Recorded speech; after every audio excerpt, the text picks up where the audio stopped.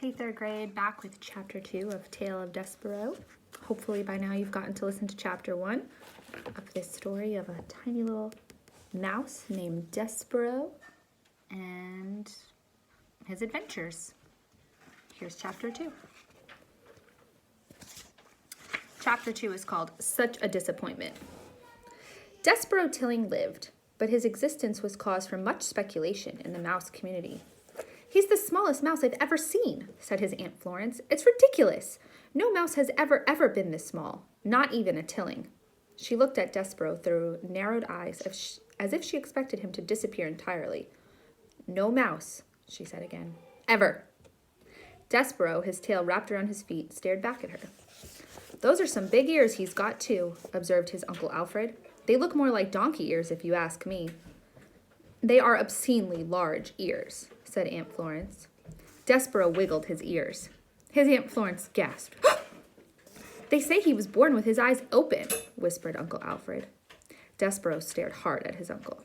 "Impossible," said Aunt Florence.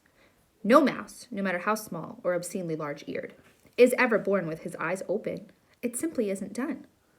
"His Pa Lester says he's not well," said Uncle Alfred. Despero sneezed. He said nothing in defense of himself. How could he? Everything his aunt and uncle said was true. He was ridiculously small. His ears were obscenely large. He had been born with his eyes open, and he was sickly. He coughed and sneezed so often that he carried a handkerchief in one paw at all times. He ran temperatures. He fainted at loud noises.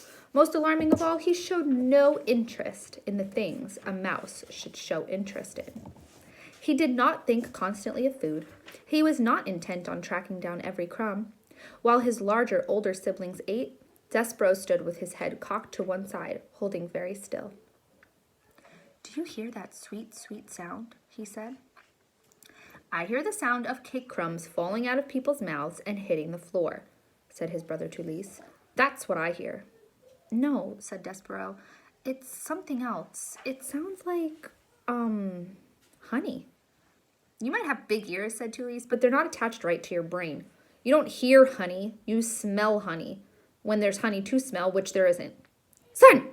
barked Despero's father. "Snap to it! Get your head out of the clouds and hunt for crumbs." "Please," said his mother, "look for the crumbs. Eat them to make your mama happy. You are such the skinny mouse. You are a disappointment to your mama." "Sorry," said Despero. He lowered his head and sniffed the castle floor. But, reader, he was not smelling. He was listening, with his big ears, to the sweet sound that no other mouse seemed to hear. I wonder what sound it is that Despero hears and why the other mice don't hear it. What do you think? Maybe you can comment on your Google Classroom post. What is it that Despero hears that the rest of them don't seem to hear?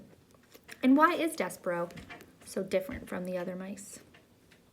We'll read chapter 3 tomorrow and find out. Bye.